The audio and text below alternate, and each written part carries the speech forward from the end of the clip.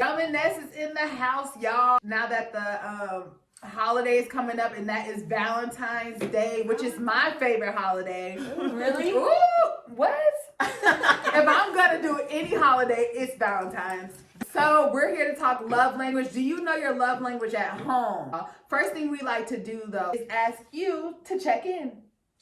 So if that's mentally, physically, any of that, check in with us. Yes. Emotionally. Oh, How wow. do you feel? I feel amazing. I feel like this time in my life, mentally, spiritually, emotionally, I'm at the best that I've ever been. Honestly, been meditating more, praying more. I've learned more about crystals. Yes. I've learned about my past traumas and how to get through them. Yes. Not really get over them, because I don't really feel like getting over them is the thing. I feel like getting through them is the Yeah. thing. Oh, what's your love language, girl? Girl. You be coming with all the stuff. Yes. Ready. Let's talk about it. Okay, so I know for a fact, acts of service is me. Okay. I have to show you with the things that I do that I love you. Okay.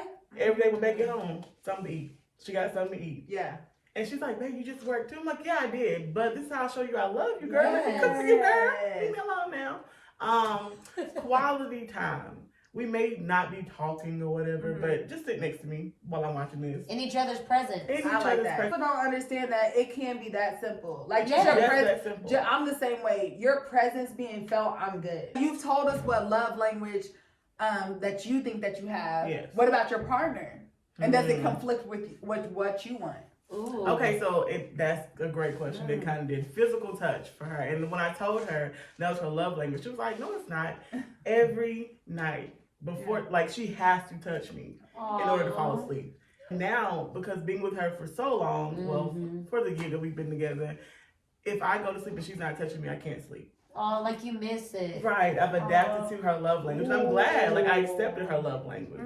And you sound like just a caring person in general. Oh, Because thank a you. lot of couples don't understand like the do for me part as Right. well. You know what I'm saying? Right. Like meet my needs as well as I'm trying to meet Right. yours, you know? So the fact that you just off the rip, I'm adjusting for you. 'Cause Right. This is what you love This is to what do. you need. That's Yeah. how relationships go 40 plus years and Thank you, honey. We're trying to make it for the long run. You hear me? adjust. Does love language matter?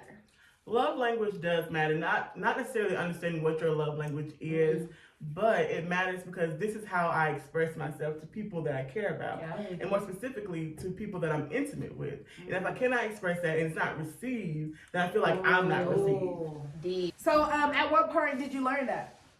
That's like now I have this blueprint that I want to apply to relationships. Like what is Great question. Well, I guess, when was it? Like 25.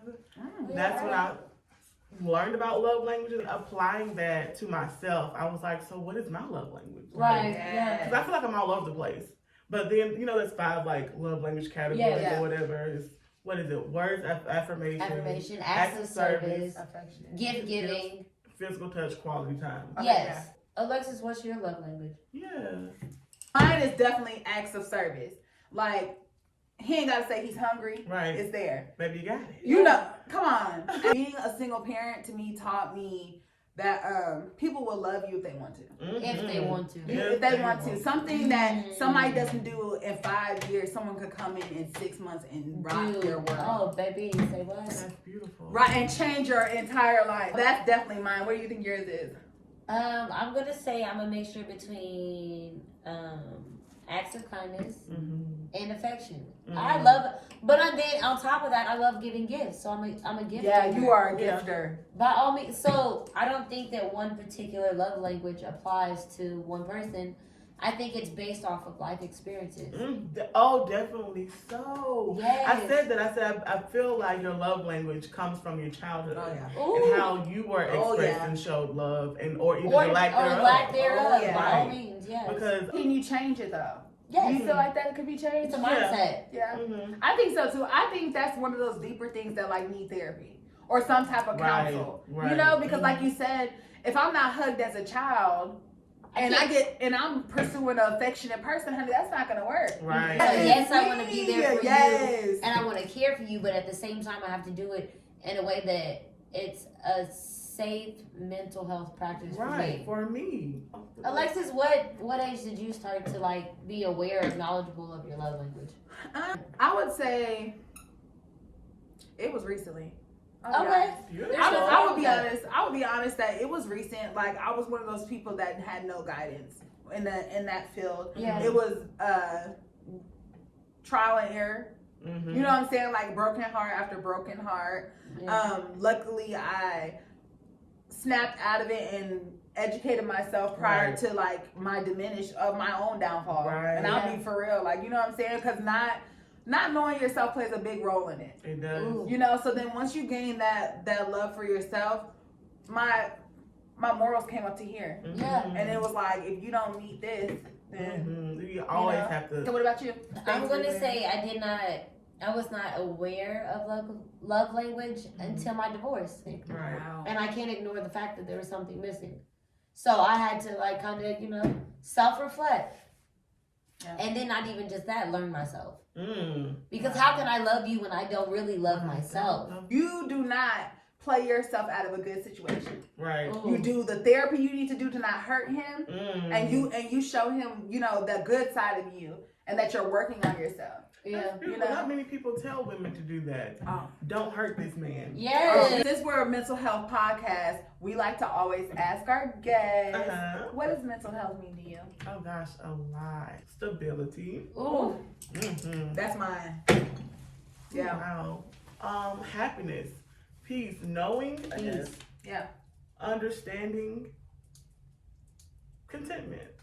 Yeah. Because even if you're not in a place where you see the light, knowing that you're going to be there, to me, is better than being where you were. Mental health is something you have to actually practice. I feel like love is such a tricky thing when it comes to teaching. And it's some people in this world that really think love hurts sometimes. And it's acceptable sometimes. And it's not supposed to. Or it's, you know what I'm saying? Like, and to us, in conversation, it's just dead no. Right. It doesn't hurt, you know? I have never been like a physical person, like I said, the touchy-feely, you know what I'm saying? I used to think that was me until I seen some people don't hold the same regards to intimacy. I think that sometimes they mix it, you know what I'm saying? Like with the lustful ways and things like that. Yeah. Instead of how deep it is. Tell you 100% that was me. Intimacy was not a thing if it didn't lead to sex or if it wasn't equal to sex. Yes. I could not separate the two. Oh my gosh. And still I'm having trouble because my fiance, she is very intimate. She likes to just hold and love and touch. And if you hold me too long, look, what you trying to say, girl? Give me a sign. Exactly. I felt like that was a sign. You kissed me on the ear. Like, why would you do that? You know what's coming after that I kiss. get you now. But I was like, I didn't realize. And I feel like that was another thing I learned, unfortunately, within the past, dating men who were just, that's what they wanted. So I expected that. Right. And that was the only intimacy I was given because, again, like, we weren't a very affectionate family. So this was my introduction to intimacy with sex. And that's what I associate intimacy. And your first experience could mold it because you're not knowing it. Right. So it's not now I think that this is what it is. Right. Whew. And I didn't even realize that was a problem until last year. And I was like, wow, because every time she touches me, I think she wants sex. Yeah. And she just wants to touch me. Oh, that's Just good. want to touch you. Just That's show you good. I care. Just to show you I care, but I think it's a bedroom And that's her thing. love. That's her love language. And that's a problem. So I am going through that process of unlearning those things because I want to. I don't want to always. I feel like a little horny goat. Like I don't want to feel like that all the time. That part, and I feel also. That I want to go. Look, and I said that part. Y'all know what's crazy? Is I didn't know what real love was until my goddaughter Tatum. My parents weren't alive enough to show me unconditional love. But with Tatum, baby, my heart's broken. I want my God, baby. That's beautiful. Yeah. I know no matter what I do, in Tatum's eyes, I am perfect. God mommy is always perfect. Wrong. Yeah. And literally, when my heart hurts, I want my God, baby. My 4-year-old goddaughter. You just see this person that loves you, like you said. Yes. Loves you. That's it. Loves you, period, not That just comma. opened me up there because a lot of my cousins, because I don't have any, I have siblings or whatever, but I don't have any nieces or nephews, and I don't have any children. But a lot of my cousins, they always come to me, especially in their middle on school age. Yeah. And they're just like, let's go do this, let's go do this. And I'm like, baby, I'm out.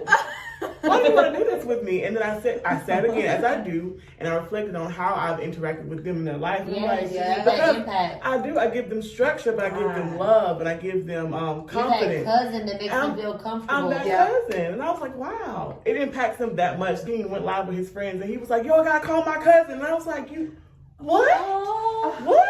You gotta call me? You gotta call me. Call me then. You Just got a me on 4-wheeler. my Hey, cell phone. come to the house. I got a 4-wheeler. I want to ride with you. Yeah. That's beautiful. So Making an impact. that makes sense. Thank you for that. Oh, of course. I think that's why we have these conversations, you guys. Like we said, we want to open up because you do not need a license to listen at all. You $0 to listen to what somebody has going on. Okay.